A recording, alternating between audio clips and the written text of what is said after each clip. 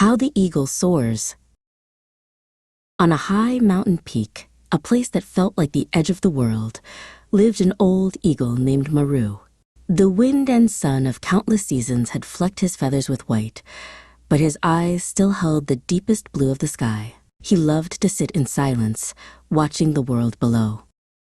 Far below, in the noisy forest, lived a young crow named Crack. Crack was always discontent, itching to prove his strength. He despised the sight of Maru silently observing the world from his high perch. That stillness, he thought, must surely be a sign of weakness. One day, as Maru was gliding on a gentle updraft, Crack made his move. He launched himself into the air and landed squarely on Maru's massive back. The small black dot on the vast expanse of wings looked like a pebble. Crack began to peck at the nape of Maru's neck. "You lazy old bird! Why don't you fight? Why don't you get angry?" Crack shrieked, attacking with more fury. But Maru did not shake his body or even turn his head. Instead, Maru quietly altered his wing beats. Not to fight, but to climb. He began to soar higher and higher. His strokes became larger, deeper, and more powerful than before.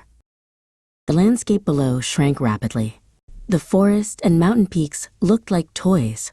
Crack continued to peck, but his strikes grew weaker. The air was becoming cold and thin. It became hard to breathe. Crack's lungs burned, and his sharp cries scattered weakly in the thin atmosphere. His anger and aggression began to fade in the face of his own struggle for survival. Finally, Crack could hold on no longer. He let go of Maru's back and fell, tumbling down toward the noisy, air-rich world he belonged to. He became a tiny black dot and then vanished. Alone again, Maru circled silently in the highest reaches of the sky. He hadn't won a fight. He had simply moved himself to a place where the fight could not exist. This was his domain, a realm of peace and solitude. So it is with our lives. Sometimes there is no need to waste energy fighting the small crows that harass us. We simply need to ascend to a higher plane. By focusing on our own goals and growth, we find that they are left behind, unable to follow where we go. The eagle does not fight the crow. It simply soars in its own sky,